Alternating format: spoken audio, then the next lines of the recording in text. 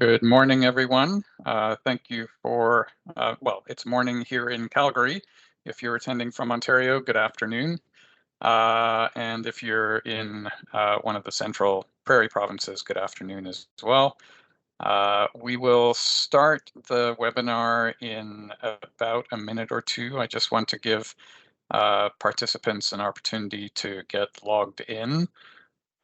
While we are waiting for those participants to join, I just want to let you know that this webinar is being recorded. Recording it means that we will be able to post it to the website in the future, hopefully not too far in the future, perhaps next week or the week after, at which point you will be able to review the webinar if there's anything that you missed or that you want to remind yourself of. So that will be a resource that's available to everybody.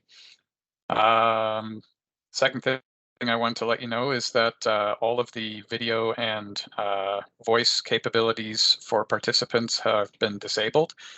So you won't be able to ask questions verbally. But if you take a look on the window for Teams, you will see that there is a Q&A button. And so if you have a question at any point during the presentation, please, you can type the question in there, and you'll see that Carly Thompson, who is one of my colleagues here at CPLED, she will be monitoring the questions, and at the end of the presentation, we'll have a Q&A session, and she will let me know what the questions are, and we'll answer them as they came in. I hope that sounds okay to everybody. So I'm going to just share my screen and then we will begin. Hold on just a second here. Just have to get things set up. Okay, so let's get started. And the topic of the webinar today, as you're aware, is articling search and the hidden job market. And just in case it wasn't obvious from the title of the presentation that you registered for, the secret to articling search and the hidden job market for articling is, sorry, I'm just having to get myself set up here. The secret to this is coffee. So you will hear me talking a lot about coffee meetings in this presentation. And coffee meetings are sometimes called informational interviews or informational meetings. If you are or have talked with any other kind of career advisors or guidance counselors or anything like that. But they really are the secret to job seeking and an important part of networking. I know from my own experience job seeking, the last time I looked for a job was 11 years ago. And at that time, I was new to Canada after having spent many years abroad working. And when people told me that I needed to network, I found that very intimidating. I didn't really know how. And every time I asked somebody, how do you network, they couldn't really tell me. There wasn't a lot of information available. And so I kind of had to figure it out for myself during the summer of 2012. And so I think it's an important skill to have, and I think it's an important skill to learn. And so my hope is that in this session, you're going to pick up a number of skills for how to network, but you're also going to understand why networking is important. Now, I'm going to start by talking about the hidden job market. So the hidden job market, you've probably all had the experience. I know from the clients that I work with, the prep students who are looking for articles, almost everybody says, I've applied for hundreds of jobs and I never hear anything back. And that's a very, very common issue for job seekers, whether you're Canadian, whether you're a new Canadian, whether you're looking for articles or whether you're looking for some other kind of work. And part of that may be that your applications aren't very good. So your resume or your cover letter could possibly be improved. And for that, I would encourage you first, if you're a prep student, to use the services from Student Services to help improve your resume and cover letter. but also we will be doing another webinar next month on resumes and cover letters. And so that may be one that you want to pencil in to attend as well. We'll be sending out information about that shortly. But there is a real problem. I call it the black hole of applications. The applications get sent out, they go and they just basically disappear, like in space when they go into a black hole. And the reason for this is that recruiters and job seekers have opposing strategies. Job seekers, it seems, want to apply for as many jobs as possible, hoping that if they send out 100 applications, that they'll at least get a few interviews. And in some cases, it doesn't matter what those jobs are. There's just this desperation to get a job, an articling job, any articling job. And it doesn't matter whether it's with a big firm, a small firm, a firm that we're going to like or not like. Um, and so that is what happens with the job seekers. Now, for recruiters, they want to make their life as easy as possible. And so they want to deal with fewer applications. The less applications they have to deal with, the better. And they also don't want to make mistakes in hiring. If they hire the wrong person, everybody is going to complain to the recruiter that they did a bad job of recruiting. And so they want to use whatever strategies are available to reduce the risk of making a bad hire. And so they tend to use their networks. They tend to ask people that they know for suggestions of people to hire even before they advertise a position. And so this leads to what you can see at the bottom of the screen here, and now you see it, now you don't situation.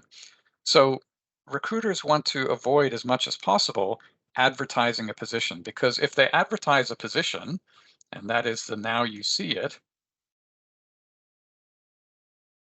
so everybody sees the posted roles.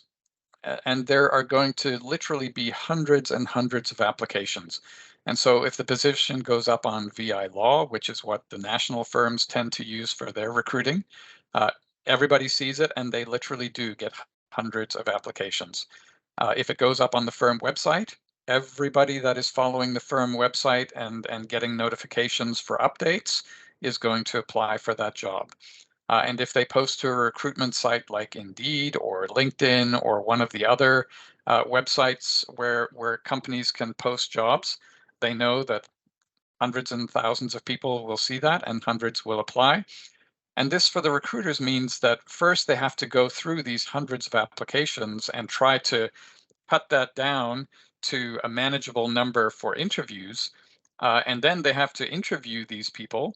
And then they have to make an offer to one person. And there's always the possibility that the one person that they make the offer to lied in their interview, for example, or presented themselves more favorably than they really are as a worker.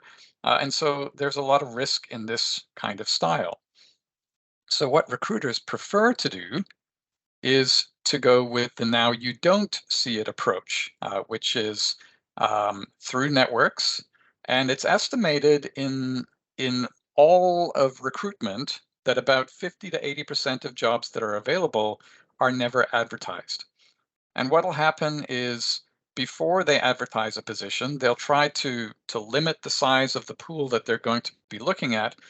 A recruiter might ask all of the partners at the firm, do you know anyone that would make a good articling student? Have you met someone in a networking interview? Do you have friends who have kids who are looking?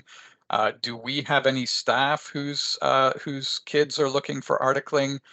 And so they'll try to limit it and get people to refer in people who, if we trust the person making the referral, we can trust that the person they are recommending is going to be a good articling student.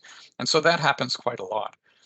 Or they may reach out beyond the firm to other lawyers that they know and say, hey, do you know anyone who's looking for an articling role? Um, they'll do those kinds of things and try to get a pool of applicants so that they don't have to advertise the role. Now, the one exception is the national firms. So the big firms across Canada, they use the VI Law Portal.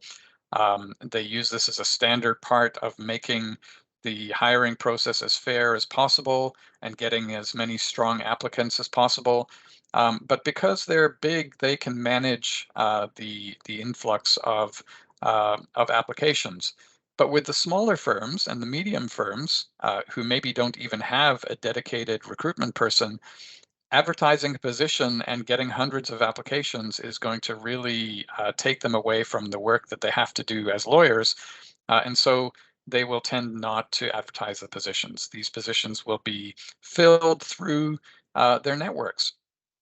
And it'll be a matter of, reaching out to people that they've met at networking events or in coffee meetings, and letting them know that there's a position available. And in some cases, it's after a coffee meeting, particularly for very small firms. It's after a coffee meeting that they meet somebody and they think, wow, I'd really like to hire this person. I seem to fit really well with them.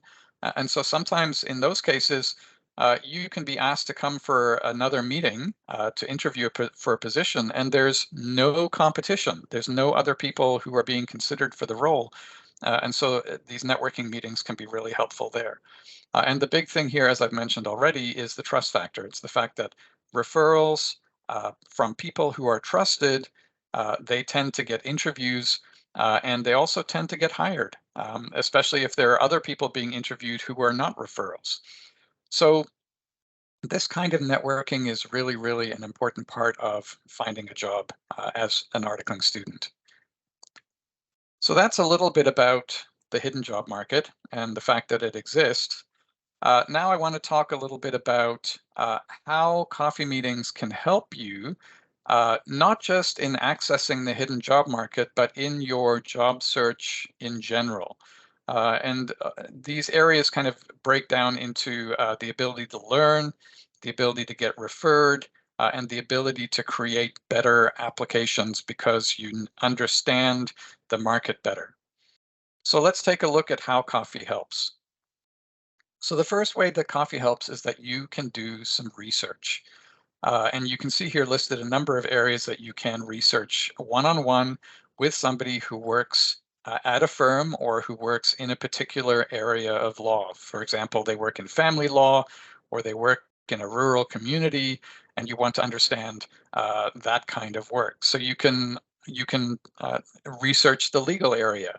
If you meet somebody who works in family law, you can find out, how does family law work in Alberta or in Nova Scotia, um, or in Canada. If you're from outside Canada and you're new to the country here, you may find that there are differences. And so these coffee meetings can be a really great way to understand the legal landscape here in the country or the province or the city that you're working in. You can research the specialties of a particular firm. You can research about how big the firm is and whether they have an organized articling program and how that articling program works and whether that's going to be a good program for you to article within. As I said, you can research the local market. So, if you're interested in working in a small town in Saskatchewan, for example, you can meet people from various firms in the small towns around Saskatchewan, and you can ask them questions about, what is your community like? What kind of law do you practice in that community? Who are your clients? Those kinds of things. You can research the firm culture. How diverse is the firm? Do they encourage their staff and their articling students to volunteer? What kind of activities do they do for staff outside of work? Those kinds of things. Is there a career path? What percentage of articling students get hired back at the end of their articles to become associates? And all of this research that you do, all of the things that you learn about the legal area and about the local community and about the firm, you can use that information to make your resume and your cover letter better. So when you apply for a particular firm in a particular community, you can really speak in your cover letter to the needs of that particular firm and community, and really highlight how you're a good match for them. So that's one way that coffee helps. A second way is for getting advice.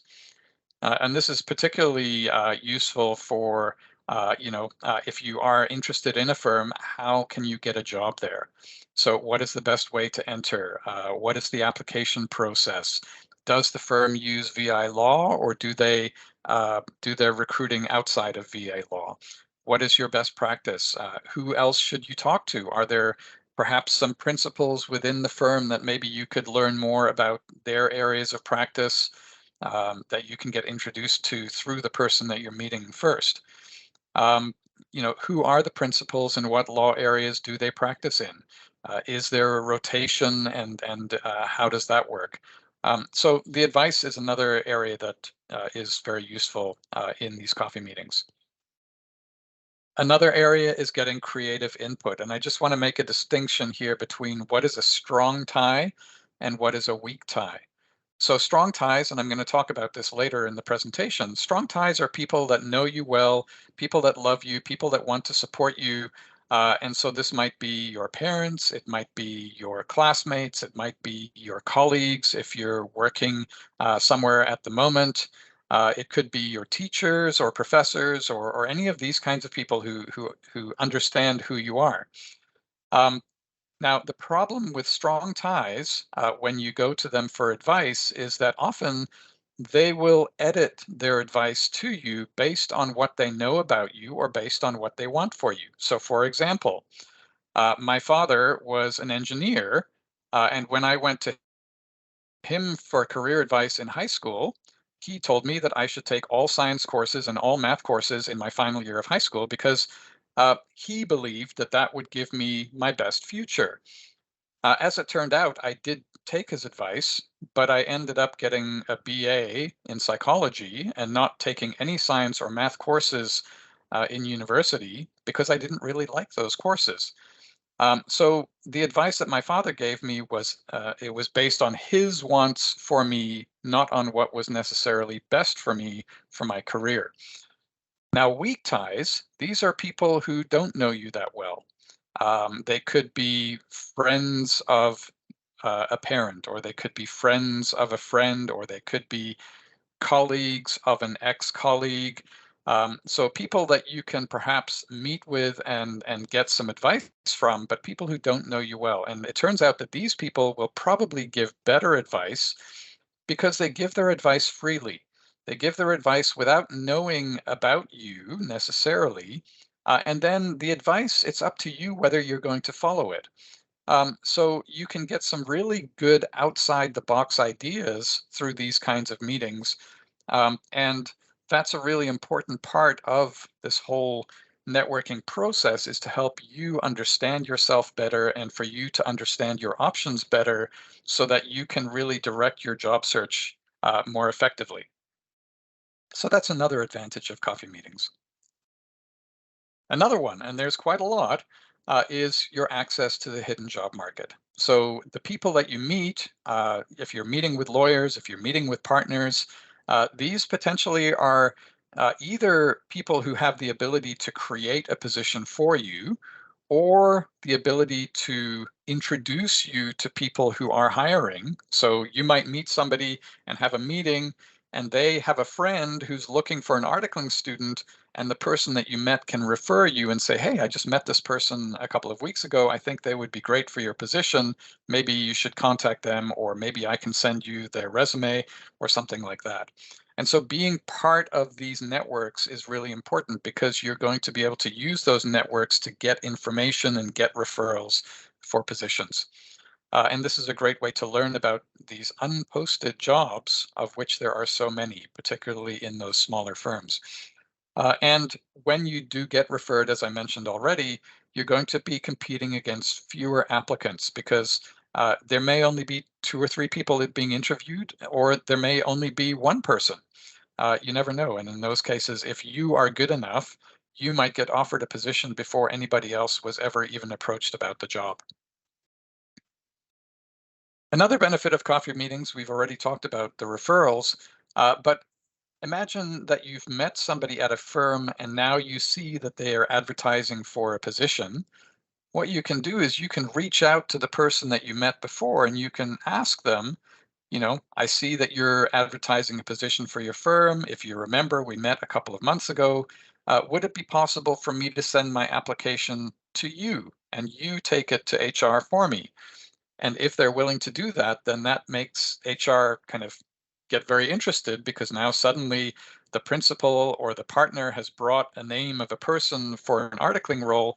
And for that recruiter, again, if they hire you, the risk is not theirs because they didn't actually bring the person into the firm. It was the partner or the principal. So that really does increase your chances. It may even guarantee that you get an interview, in which case that's a really, really big advantage over other people who might be applying for the job. Another benefit of coffee meetings, and this is a really important one, it's not about access, but this is about you yourself and getting practice, getting confidence, and getting motivation by meeting people who are professionals in law. And so every time that you have a coffee meeting, you're practicing your interview skills. So when it comes time for an interview, you've already answered many of the questions that you're going to be asked, and you're just going to feel so much more confident, but also your answers will be so much better. You also are going to motivate yourself by telling stories about yourself that are positive. Of course, you're not going to tell negative stories about yourself in these meetings, but the big thing, I know again, 11 years ago when I was job seeking is depressing. And I'm sure you would all agree with me. You know, you've sent out all the applications, you don't get the responses, you get down on yourself, you start to think that you're no good, but you are good. And so if you have these opportunities to tell positive stories about yourself and to have people tell you, wow, that sounds amazing, or oh, that's so interesting that you've had that experience, those are the kinds of things that are going to lift you up and make you feel, wow, you know, I do have value and I can contribute to a law firm. And that's really important too, is keeping your mood up. And as I said, you're going to be more confident when you write cover letters and more confident when you create your resume or when you tailor your resume because you know exactly what the employers are looking for because you've heard it directly from them. Another way that the networking helps is I call it here, don't put all your eggs in one basket. Having multiple strategies for your job search is going to be a very important thing. And I don't want to say through this presentation that you should stop applying for jobs altogether. But maybe what you should do is you should really think about the jobs that you're applying for and prioritize those jobs. Make sure that you're applying for the right ones, right? And so the advice I was given when I job sought a while ago was to spend 20% of my time filling out applications and 80% doing networking. And the reason is that there was a job search done several years ago that found that this is how jobs are found. They found that about 20% of the jobs that were found, they surveyed people who had recently found work. 20% of them were through direct applications, and about 10% of them were through recruiters or headhunters, and about 70% were found through networking. Now, for the applications and the recruiters, typically the things assessed by the firms or by the employers were the technical skills and the specialist abilities of applicants, whereas through networking, more often than not, the biggest thing that was considered was the personality of the applicant. And if they were missing skills, that was okay. They were hired and then those skills were trained up afterwards. So based on this survey, as I've mentioned already, spend about 20% of your time applying for jobs, which may mean that you only send one or two applications daily, but make sure that those applications are very, very strong and they're tailored to the needs of the target employer. And then spend about 80% of your time networking. And this includes not just meeting people, but also going through the process of finding people who you're going to meet. And we're going to talk about that next in this presentation. And finally, overcoming discrimination and bias is a great benefit of coffee meetings. You know, when you apply for a job, if you're a mature worker, you shouldn't be discriminated against, but some people in their heads will discriminate against mature workers. And so if you're a little older than the average articling student, it's possible that your application will be filtered out of a competition because you're too old. Uh, if you're not from Canada, if you're from another country, we know that a Canadian experience is very valued here in Canada.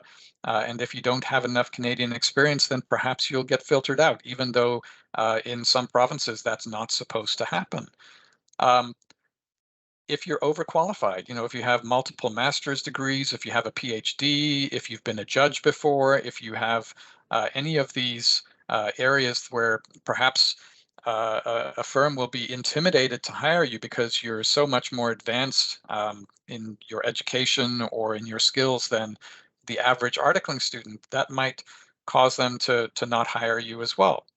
Or if you have employment gaps, if you took time off while you were studying for your NCAs, or you took time off to have a child and raise the child, that may work against you. And so having a coffee meeting with somebody in a position of authority within a firm can get you around those, because the person will have a talk with you, and they will think, wow, before this meeting, I thought as a mature worker that this person might not work out, but they're great. Or, I was worried about this person from another country, about whether they would be able to speak English well enough, or whether I would be able to understand their accent or anything like that. But after having a meeting with them, I realize this is not a concern. And so again, they can support you if and when you apply for a position by talking with the recruiters and saying, hey, if you have any concerns about this person, I can tell you there is no concern. I've met with them. They're fantastic. So that's another benefit. So you can see that there's a whole number of reasons why coffee meetings are useful and why they are worth doing. And I hope you'll agree that this should be an important part of your articling search.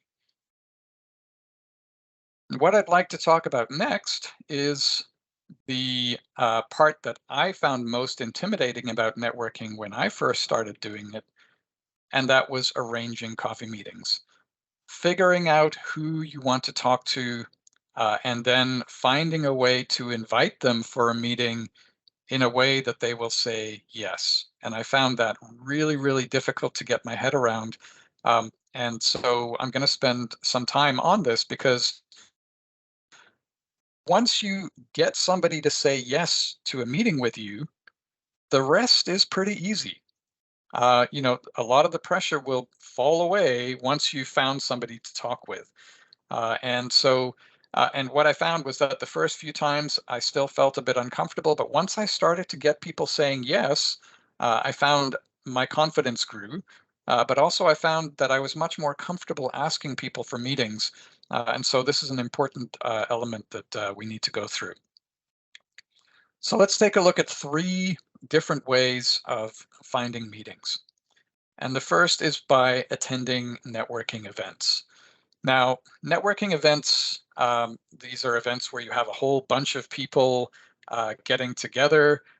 They could include professional socials. They could include, your classes. If you have multiple students meeting, for example, in prep, if you're in the workshops or if you're in the virtual law firm, there'll be multiple times where you meet together with other students in your cohort. But if you're, taking other courses outside of prep, those students will also be people that you can network with. If you're attending a conference, if you have kids in school and you're attending one of their events, if you play sport, those sporting events can be considered networking opportunities. Or if you, go to church regularly, and you can kind of talk with the people perhaps after the service, or after some kind of religious meeting. Those are all opportunities to um, to get information from people about people that you could perhaps meet. So I'll give you an example. I worked with a student previously when I used to work with accountants who was looking for work. And she was chatting with some of the people at her church after a service one Sunday. and mentioned the fact that she was job seeking and that she worked as an accountant. And her the person she was talking with said, "Oh, you should go and talk to George over there." And George was an older gentleman. And so she said, "Well, why should I go and talk with George?" He said, "Well, George just happens to be the ex CFO at Suncor, which is one of the big oil companies in Calgary." And so she went over and chatted with George, and George ended up referring her to three different people at Suncor that she could meet for a coffee meeting. And so this was a really fantastic opportunity for her. But the other thing with these professional events is that when you, for example, at a professional social, and for professional socials, these could include events that are put on by the Canadian Bar Association or by some of the internationally trained lawyer groups like Global Lawyers of Canada, the ITL Network, the NCA Network. All of these groups will put on social events in the various chapters across Canada. There's also an organization in Calgary that is called CRIAC that is a good one to reach out to. But if you attend one of these networking events, you'll end up chatting with one person for 5 minutes and then chatting with another person for 5 minutes and then chatting with another person for 5 minutes. And I always found when I attended these networking events initially that at the end, when I went home, I would often get home and I would think, okay, what was the point? Now what? I don't really have anything beyond this meeting to do with these people. And so what you can do though is when you're at the meeting, think about each person that you meet. Would this be a person that I can have a follow-up meeting one-on-one over coffee? And so that's a way to find people to meet. And so when you're having this exchange with a person, make sure that you exchange business cards with them. That way, you're able to follow up with them because you have their contact details, and the contact details are really, really important. Now, the best way to get somebody's business card is to give them your business card. And so, if you don't have business cards, you really should have some made up. And so, this is an example of a business card that I might use if, for some reason, I were unemployed next week. And so rather than being a student services advisor at CPLED, now I would call myself a career development professional. And that's the kind of work that I would be looking for. And so in your case, you could call yourself an articling candidate or something similar to that. Then on your business card, you can put in the middle perhaps some areas of specialty. So for example, if you have practiced law in the past, or if you have a specific area of law that you're interested in, you could put those in a set in the middle. Don't put everything. You don't want to have a long, long, long, long list, but have 3 to 5 areas of interest that you can put on the card just as reminders to people that you've met. So it could be family law, it could be corporate law, it could be rural practice, it could be in-house counsel. That's completely personal to you. And then your contact information. And so that way they're able to email you or they're able to phone you or they're able to take a look at your LinkedIn profile after the meeting if they are interested in talking with you further. Now, if you have business cards, as I said, the best way to get a business card is to give a business card. So offer your business card to the person.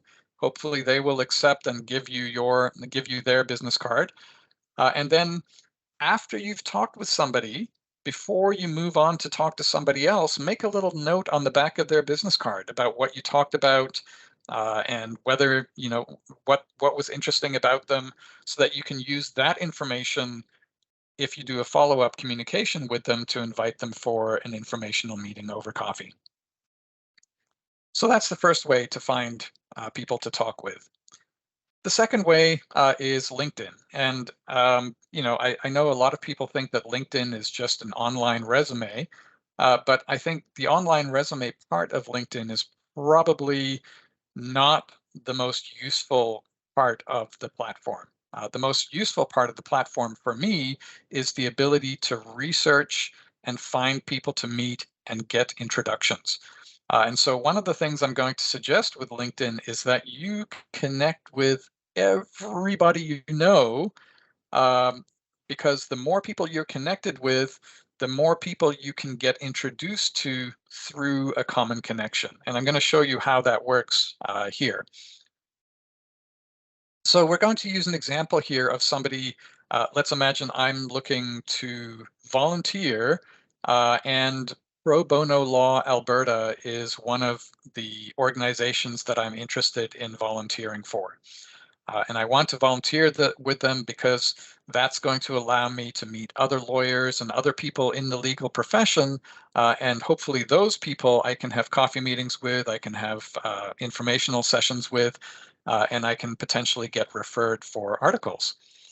So on LinkedIn, I can do a search for pro bono law, and their organization page comes up. And on the organization page, I can research about them and learn more about the organization, but you can see I can also see who works there.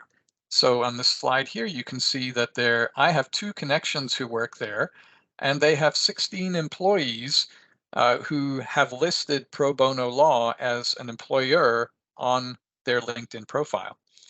So if I click on the link for the 16 employees, this will take me to a listing of all those employees. Now, once I get to that listing, I can filter the list to make it more meaningful to me. So for example, you can see that one area I could filter is location. If I'm in Calgary, I don't necessarily want to see who works for Pro Bono Alberta in Edmonton, because meeting them in person would be very difficult. So I could filter the location to Calgary. I can also filter by the degree of connection. So first degree connection is somebody who I already know.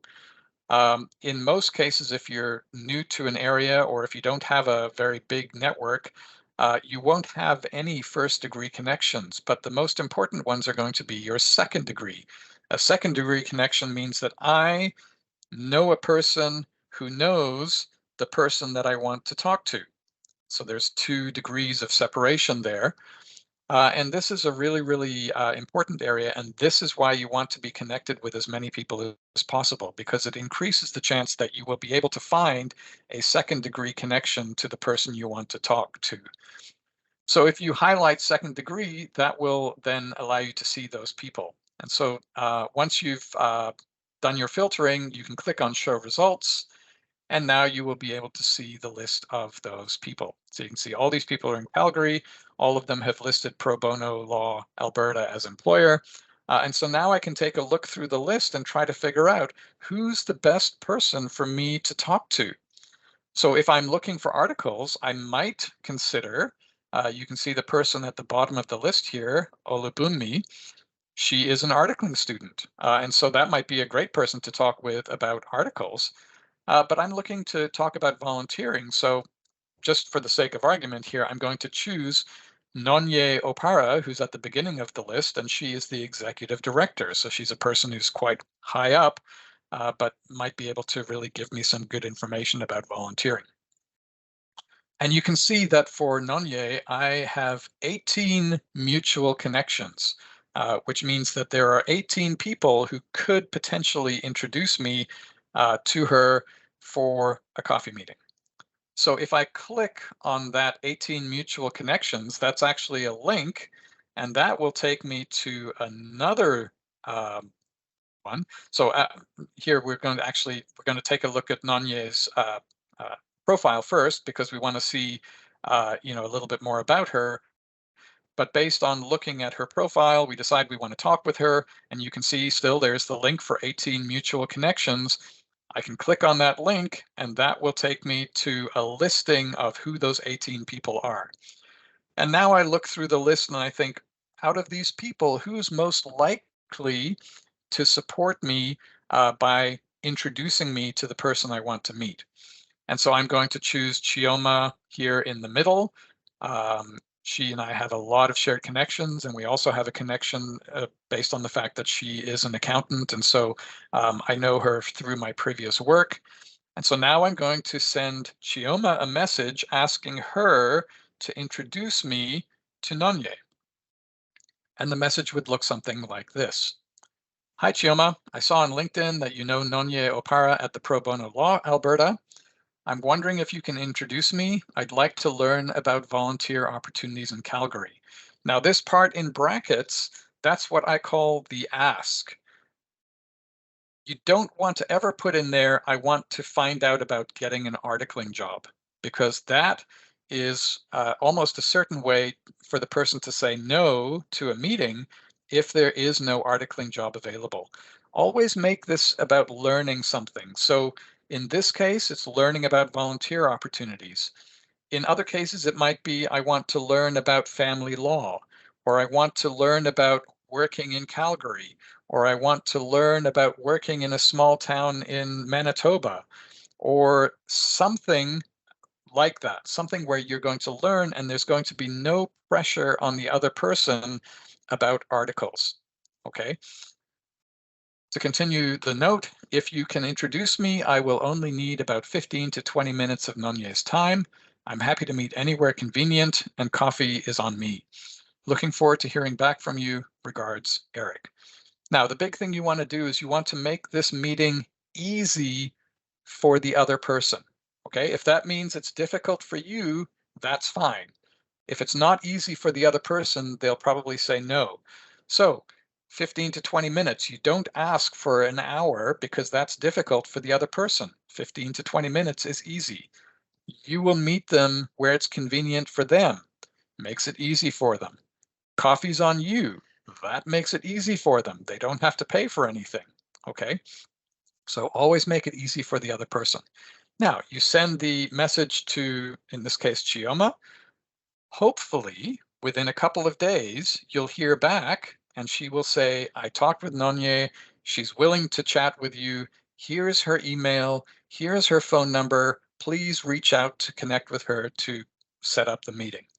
And at that point, when you reach out to Nonye, you already know she's agreed. So it should be a very easy message or phone call just to say, hey, thanks so much for agreeing to meet with me. I got the message from Chioma and I'd like to set up a meeting. When's the best time for you?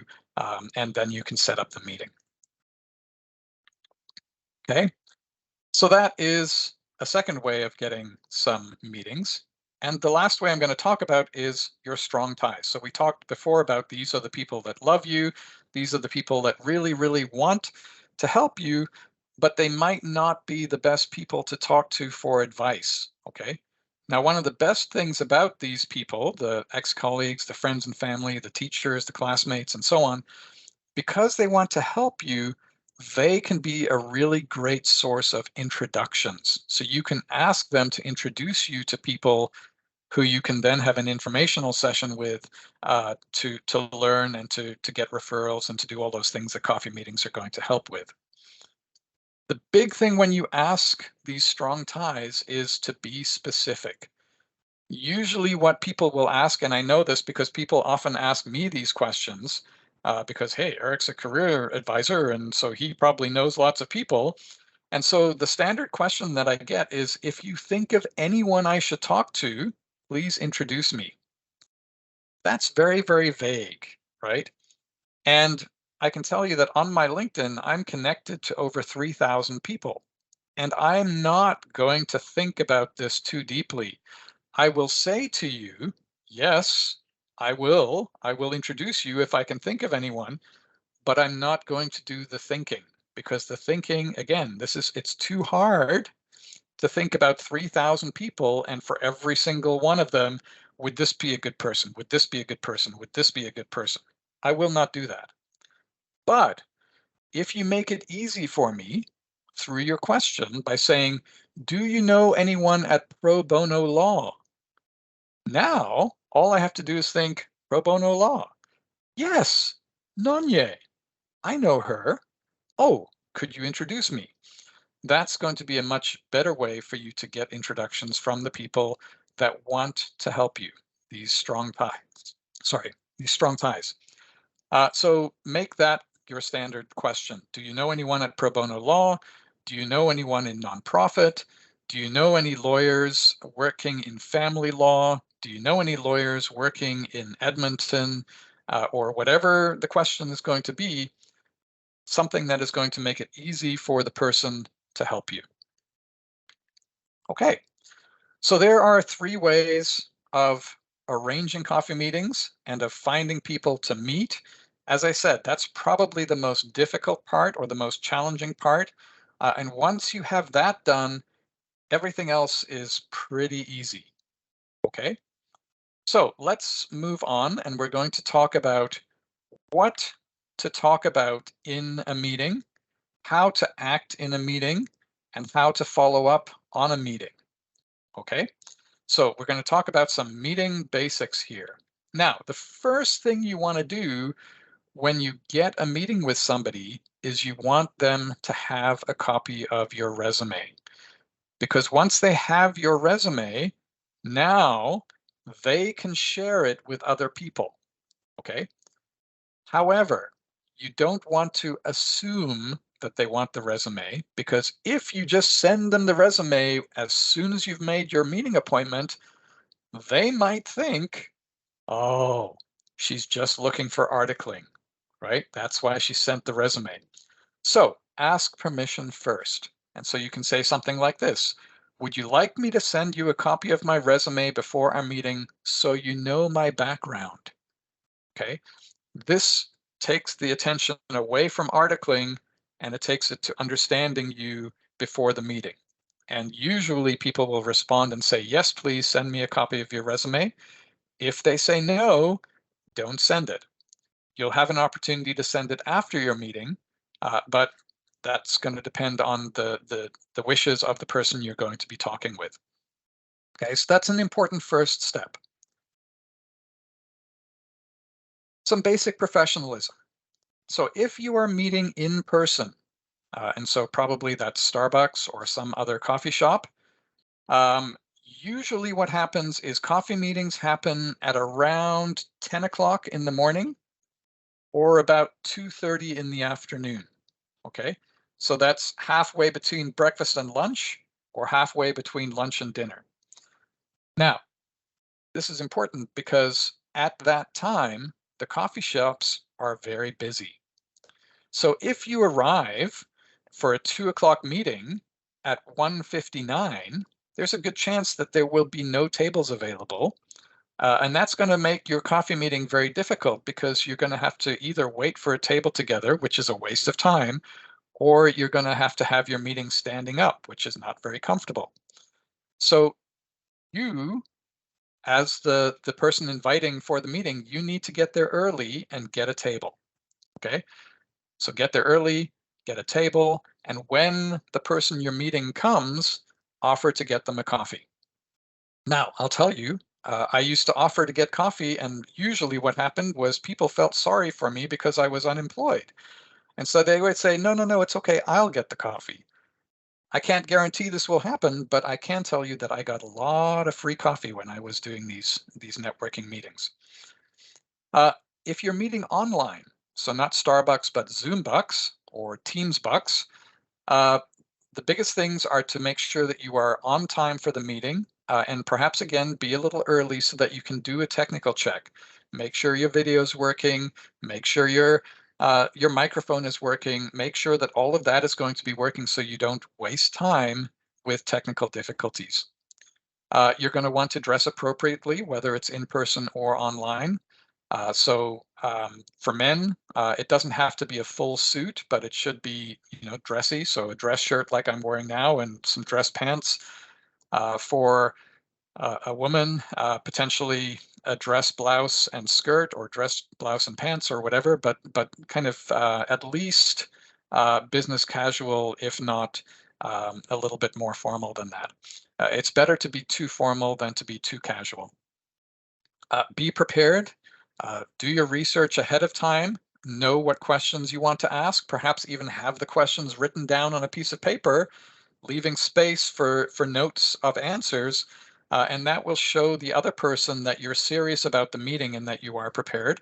And be respectful of the time commitment. So if you asked for 20 minutes, don't go over 20 minutes. Or at least at the 20-minute mark, give the other person permission to leave. Okay, so I just want to interrupt. I'm sorry. I know I only asked for 20 minutes and it looks like our time is up. I'd love to continue chatting if you have time, but if you do have something to go to, I understand. Okay. And what I found that was that more often than not, the person would stay a little longer with me, but it was important to acknowledge that you had reached the time limit. And I mean, they might have other meetings planned. They might have other things that are really important for them to get to, especially if they're senior lawyers. So do give them that acknowledgement. The elevator pitch is an important part of these meetings. Um, for those of you who don't know what an elevator pitch, this is a self-introduction that is very short and it answers the question, tell me about yourself. This is one of the most common questions that you'll get at the beginning of any kind of networking meeting, whether it's at an event or in one of these coffee meetings. You're meeting somebody who doesn't know you. They want to know something about you, but they don't want to know everything. So it has to be short. And this is just one example of an elevator pitch that you can use. It's a very simple formula. You tell something about your past, something about your present, something about the value that you offer, and something about your future. And by future, it's your goals. Okay, so let's take a quick look at an example here. So for the past, you can talk about where you grew up, your academic history, your past employment. And here's an example. I'm Kay. I moved to Canada 3 years ago from Ghana, where I completed my law degree in 2017, and I was called to the bar a year later. I practiced in Ghana for 2 years with a small general practice law firm. My main focus was family law. Very short, very concise. The next part is the present. What's happening to you now? So this could be current work, it could be current education, it could be current accomplishments. So I currently work as a legal assistant with Smith and Jones here in Calgary, where I completed my NCA while I complete my NCA exams. I've completed 4 of 6 exams and should have my CQ later this year. Pretty short, pretty sweet. Now about the value. So you can talk about a relevant project, something that is related to a law firm or a relevant skill. And this is what we call your unique selling point. It's something that is unique to you that highlights your value. Here's an example. In my legal assistant role, I supported the firm's transition to a new file management platform, and I provide system training to all new articling students and associates. Okay. That's a great accomplishment. It shows that she's adding value. And if she adds value where she works now, she will probably add value in my firm. And now the future, and this is not the future in terms of I want to retire when I'm 50 or I want to be a partner or anything like that. This is the immediate future. And it's basically, what do I want from this meeting? Okay. So in the case of Chioma, I'd like to learn more from you about volunteering with Pro Bono Law Alberta so I can gain hands-on experience, help Calgarians in need, and expand my network in the legal field. Okay, again, very short, very concise. Now, this particular example that I gave you would probably be a long elevator pitch, but sometimes you need to have something that's even shorter. So here's the whole thing summarized down to something even shorter. I'm Kay. I practiced law in Ghana for 2 years before moving to Calgary in 2020. I work as a legal assistant and I'm almost done with my NCA exams. I recently supported a file management system transition at work and now train new hires. I'd like to learn more about your firm and would love some advice about networking and articling search. So you can see there the information is the same. It's much more summarized. We haven't given as much detail, but this would make an important self-introduction to that question. Tell me about yourself. And it's very important that you have an answer ready to go because the alternative is the person says, tell me about yourself. And you say, well, let me see. I'm not really sure what to tell you about myself. There's so much. What would you like to know? That doesn't look good. That doesn't look prepared. It doesn't look professional. So have an elevator pitch ready to go. So once you've done your self-introduction, then we move into kind of the question and discussion section of the meeting. And this is where you get to, first off, remember the purpose of the meeting. So for example, if you said, I want to learn about family law when you did the invitation, you need to make sure that the meeting is mostly about family law. And so you will be asking questions about family law for the most part. Okay. But you can also learn about the person and their firm. So you can ask about the person's career path. You can ask about why the person made the career decisions that they made. You can ask about the challenges that they have at work. What are some of the most common challenges within family law in Calgary or in Alberta? You can ask about the firm and the firm structure. You can ask about how to get hired. Okay, maybe this is something for the end of the meeting when you've learned a bit about the firm, and you can say something like, the firm sounds really interesting. I'd really love to article with you if a position does come available. What's the best way to apply? If I do apply, could I send my application to you, or should I go through HR? Can I mention you in my cover letter? Those kinds of questions. And then also make sure that you tell a little bit about yourself during this meeting. And that's usually going to be pretty easy because the other person will probably be interested and they will ask you some questions about yourself and your experience. And so you'll have a lot of opportunity to discuss that. After you've had your discussion in the meeting, it's important that you finish the meeting well, right? People tend to remember the beginning of an experience and the end. And so if you finish strongly, they will remember that. And so the best way to finish is, number one, to show gratitude. Thank the person for meeting with you. They've taken time out of their day. They've helped you by giving you some really valuable information. So make sure you don't forget to say thank you for that meeting. Perhaps summarize what you've learned. Okay, so thank you very much for the meeting. One of the most important things I've learned from you today is this information about family law. Okay, or this information about your firm. That was really useful for me. And what you want to do is, this is a fourth way to get more networking meetings, is to ask for further introductions. So based on our meeting today, is there anyone in your network that you think I should talk to? Okay. And I've had this myself where I'm having a coffee meeting. I'm the person who's been invited to the coffee meeting. And while we're talking, a name pops into my head of somebody who I think that this person should talk to. But I don't want to interrupt. And so I don't say anything and then I forget. But at the end of the meeting, if the person says, is there anyone I should talk to? That name comes back into my head. And now I say, yes, you should talk with this person because they're an expert in this area. Okay. And at that point, you can ask, would it be possible for you to do an introductory message for me? Or could you give me their contact details? And that's, again, another way of getting introduced to more people so that you can expand your network meeting by meeting. And the hope would be that at the end of every meeting, you will have a new name to approach. Okay, so that's some basics about a meeting. Now, the final part is, after the meeting, what do you do? It's important that you follow up. And so typically this will be through an email, either the same day or at least the following day. And you're going to say thank you again, this time in writing.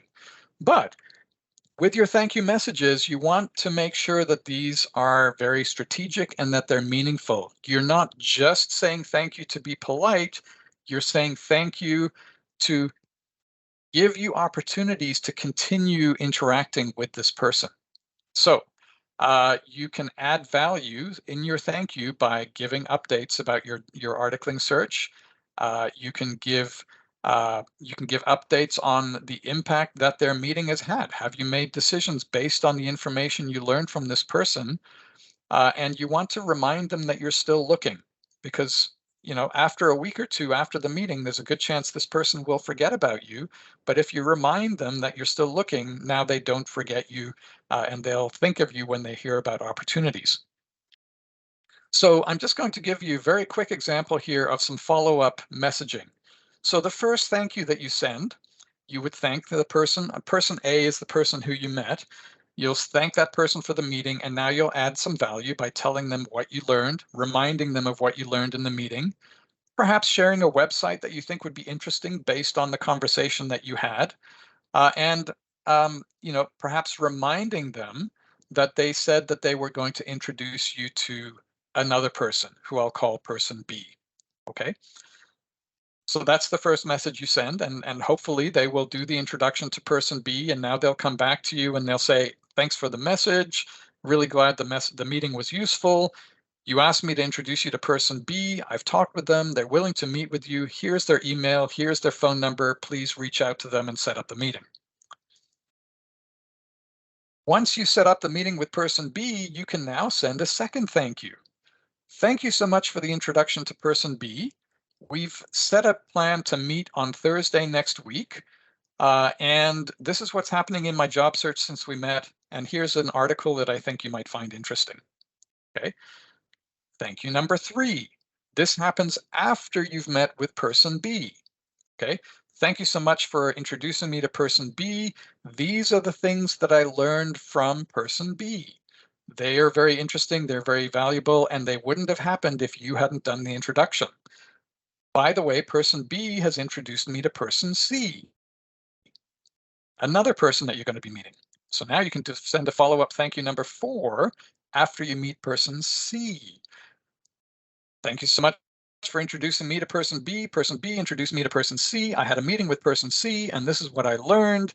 I'm still looking for articles, and person C has introduced me to person D. Now, this might be a little bit of an extreme example, okay, but it's a possible way of having continued follow-up with the person that you meet at the beginning, person A. Now, if you don't get responses from person A after a couple of these messages, then perhaps you need to slow down and not send so many thank you messages. But you may find that the first person that they do respond to all of your messages and they start having almost like a conversation with you via email. And if that's the case, you can just continue the conversation naturally. And I've heard of many examples where this actually happens, where you meet a person and you eventually, that person becomes your mentor or that person becomes a friend. They become somebody that you trust, and you're able to kind of drop communications with each other almost any time and feel very comfortable with it. If you're going to be doing this kind of follow up, then you need to have a spreadsheet. You probably should have one anyway, so that you can track who did I meet, what did we discuss, what did I learn, who did they introduce me to, and what follow ups have I made with them. Just that way, you're able to track who you've communicated with and what it was about, and so on. Um, and if you do keep organized like this, it's really going to help you when you have to go back to somebody in the future. For example, when you see a position at their firm and you want to follow up on that and say, okay, last time I messaged you was 2 months ago. I see that your firm is advertising a position now.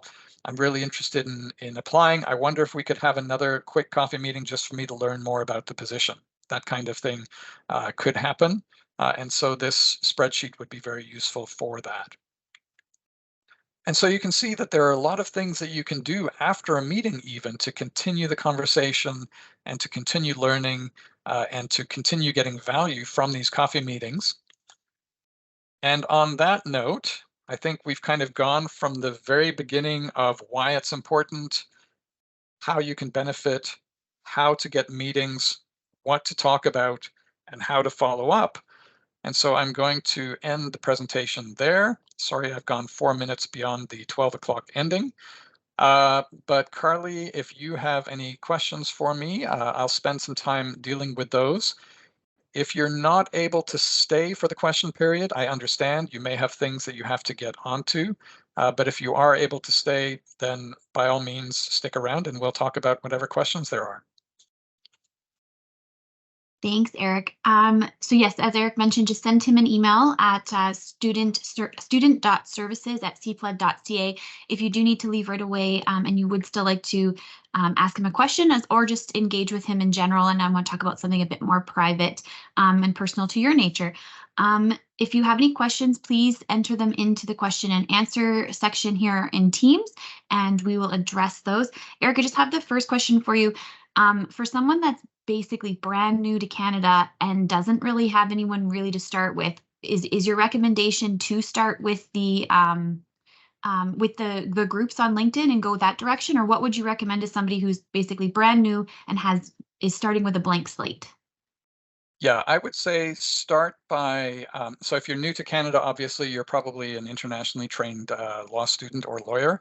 I would connect with Global Lawyers of Canada, NCA Network, ITL Network, and start attending their events as quickly as possible, because this is going to give you access to it's going to give you access to professionals who have gone through what you are going through now.